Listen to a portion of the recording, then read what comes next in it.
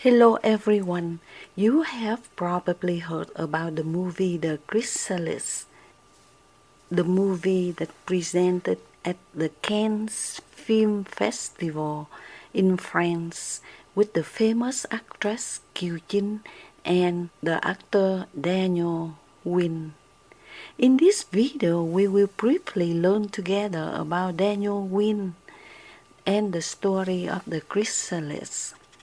The Chrysalis within, a journey through the self, the shadow, and becoming home, inspired by Daniel Winn and depth psychology. Daniel K. Winn, born June 1966, is a Vietnamese-American artist, curator, and philanthropist. Early life and education. Winn was born in Biên Hòa, Vietnam, and lived there until 1975, when his family escaped to California during the fall of Saigon to escape Vietnamese communism. His family settled in the greater Los Angeles, where Winn eventually attended the University of California, Irvine.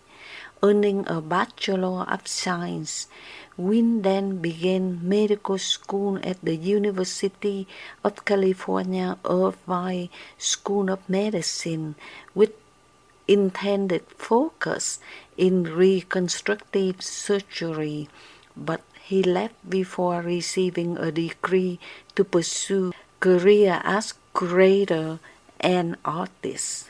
After leaving medical school, Winn began introducing paintings, sculptures, and opened a small frame shop and gallery in Southern California.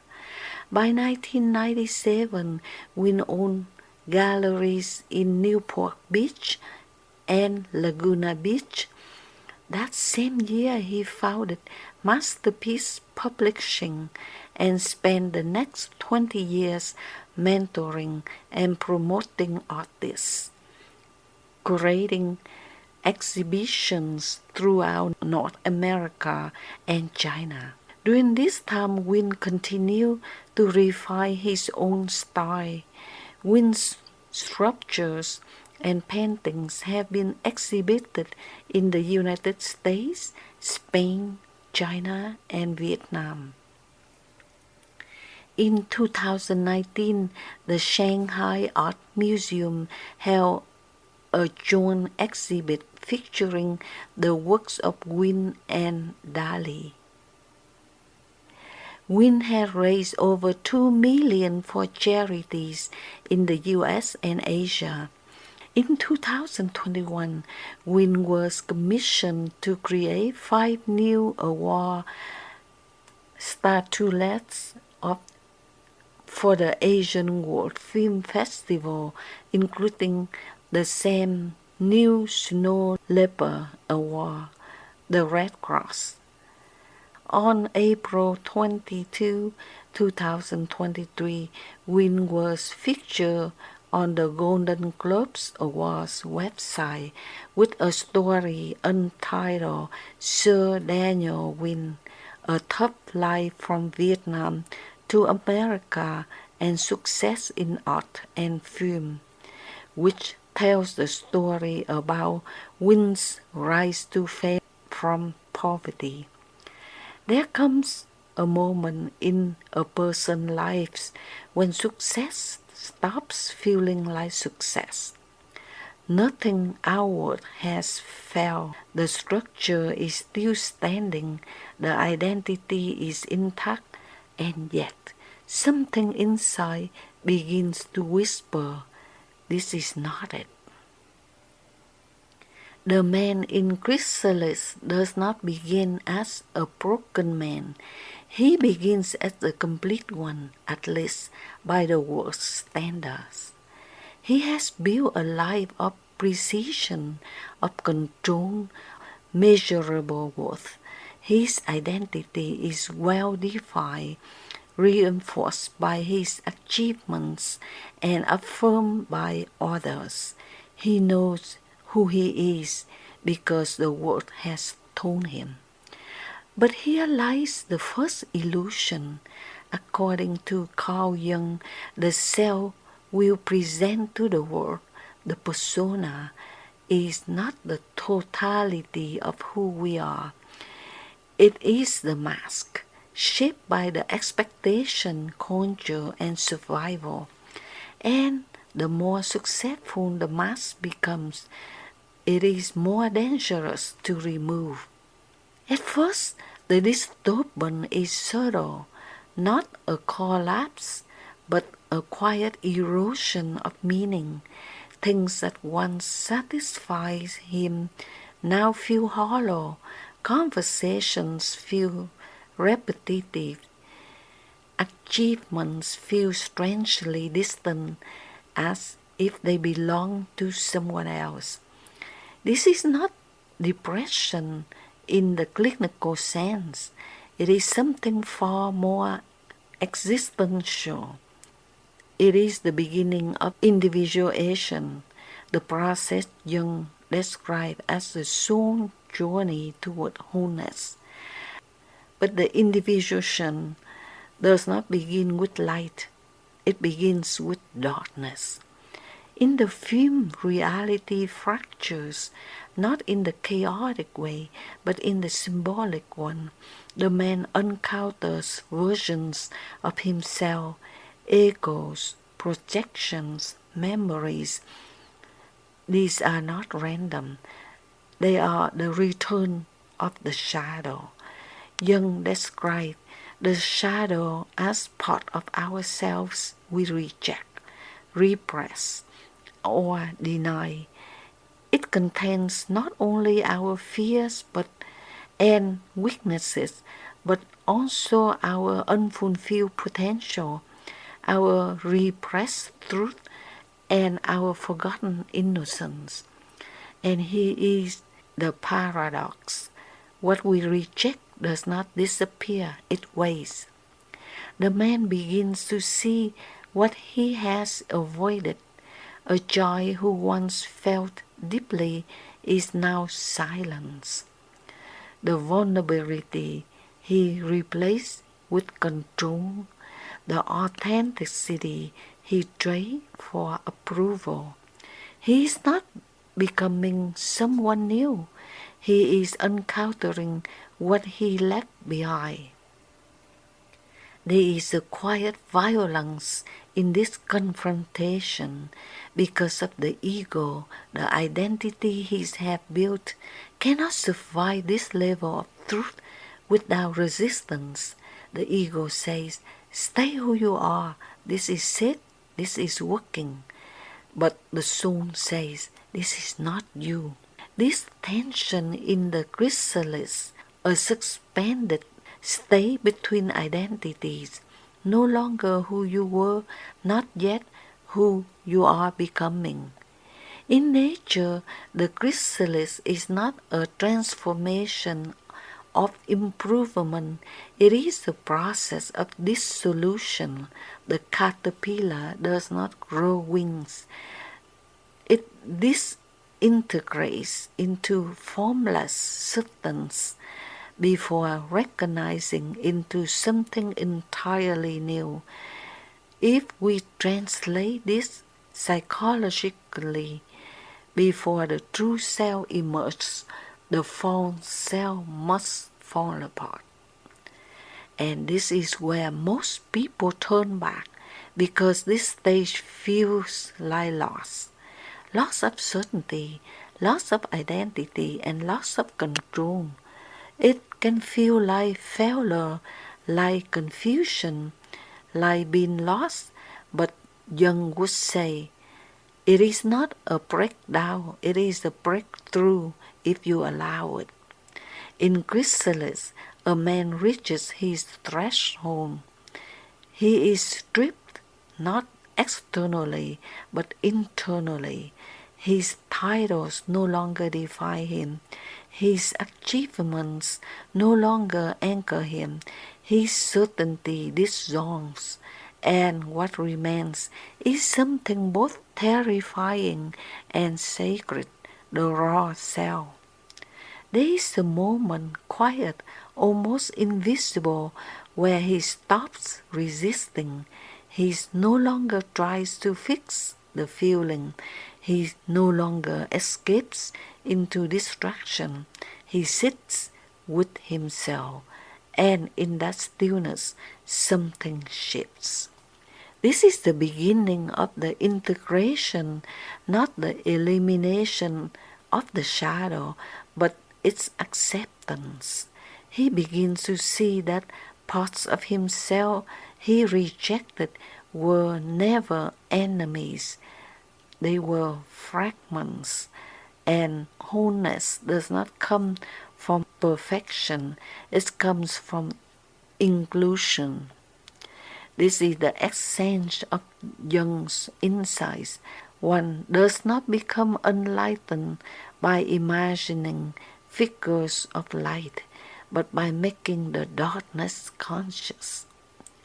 The man does not emerge from the chrysalis as a perfected being. He emerges as a real one, less certain, less controlled, and more alive. And in this, where Chrysalis quietly defies conventional storytelling, there is no dramatic triumph, because the real victory is internal, and it is the ability to live without the mask, to act without constant self-construction, to exist without needing to prove. The mirror it holds for us.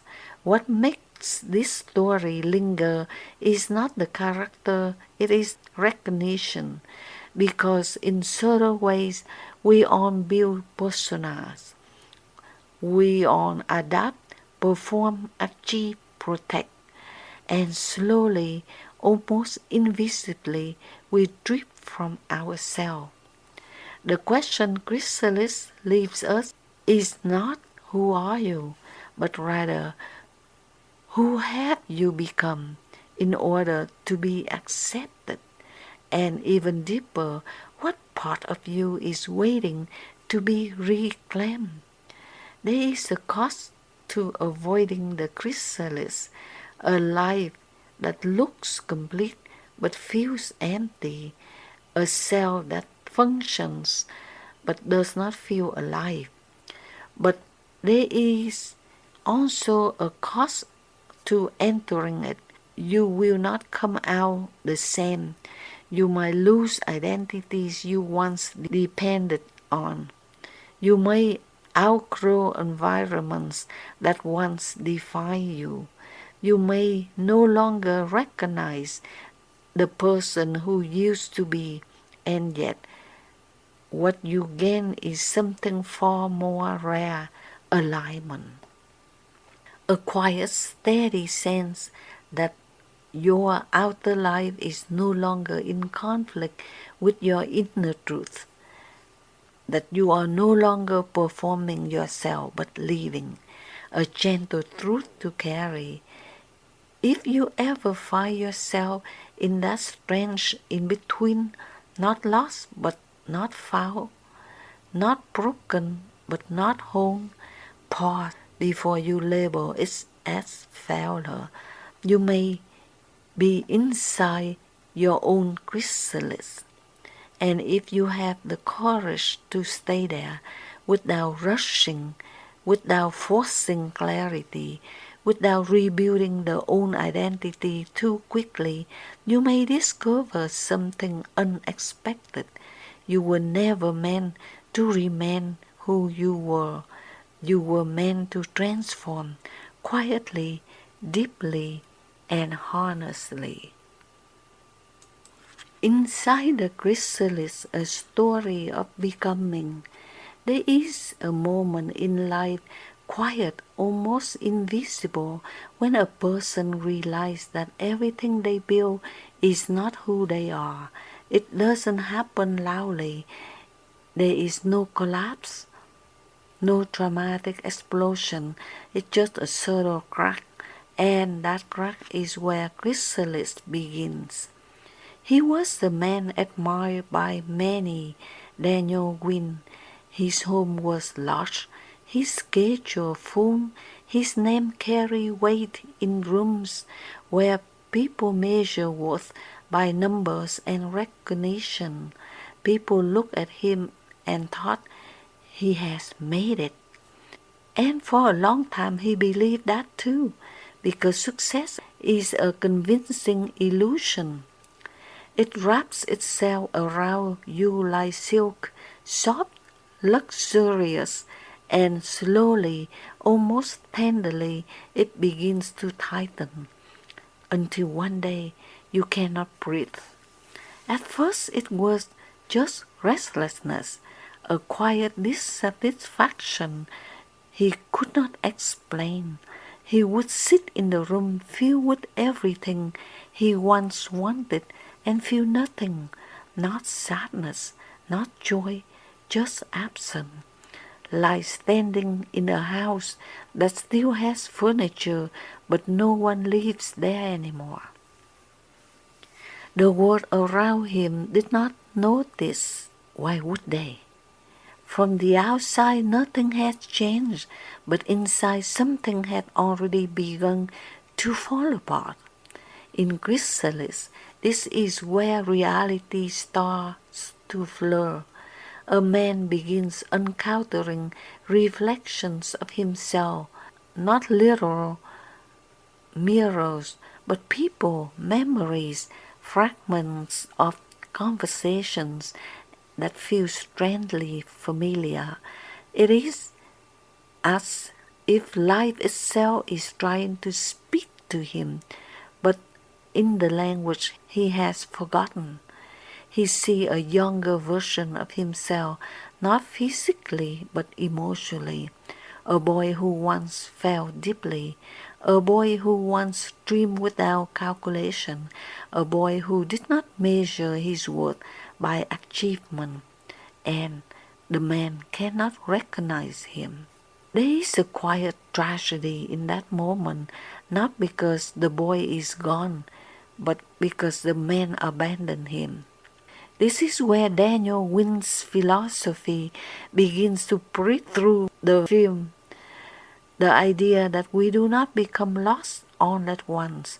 We lose ourselves in small decisions, choosing approval over authenticity, choosing success over meaning, choosing control over truth, until one day the life we built no longer fits the soul we carry. The man begins to unravel, but unraveling is not destruction, it is exposure. In one scene, he sits alone in silence, no phone, no distraction, no noise, just himself. And for the first time, he feels something he has avoided his entire life, fear. Not fear of losing money, not fear of failure, but fear of emptiness. Because when you strip away identity, achievement, and validation, what remains? In this chrysalis, a place of stillness, a place where nothing visible is happening, but everything is changing. Nature understands this process. A caterpillar does not become a butterfly by improving itself. It dissolves completely. Inside the chrysalis, it breaks down into something almost unrecognizable, a kind of formless existence before it becomes something new, and that is the part we rarely talk about. Because this solution is uncomfortable, it feels like losing, it feels like dying. In this film, the man reaches his point. He can no longer hold on to who he thought he was. The roles begin to slip. The successful one, the strong one, the one in control, and beneath all that, it's just a human being, unsure, exposed, and finally harnessed. There is a quiet shift that happens here, not dramatic, not cinematic, but a small, almost fragile awareness. Maybe I don't need to be who I've been pretending to be. And that thought is the beginning of the transformation. In many ways, Chrysalis is not about becoming something new. It is about returning to the self that existed before the world told us who we should be, before fear shaped our choices, before success became a substitute for meaning. There is no grand ending in the film, no triumphant victory, no clear resolution, because real transformation doesn't look like that. It's quieter, more subtle, and more honest. The man does not suddenly enlighten, he simply begins to see, and sometimes seeing is enough. The deeper truth behind the story, what Daniel Winn offers through Chrysalis, is not just a narrative, it is the invitation to pause, to question, to sit in in that uncomfortable space where we are no longer certain of who we are, because that space is not emptiness, it is potential. Most people spend their lives avoiding the chrysalis. They keep moving, achieving, accumulating, anything to avoid being alone with themselves, because stillness can be confronting. It removes distraction, it reveals truth. But those who dare to enter it, those who allow themselves to sit in uncertainty, the silence, the unraveling, they don't come out the same. They come out lighter, not because life becomes easier, but because they are no longer carrying a version of themselves that was never true. And maybe that is the quiet message hidden inside Chrysalis. You don't need to become more, you need to become real.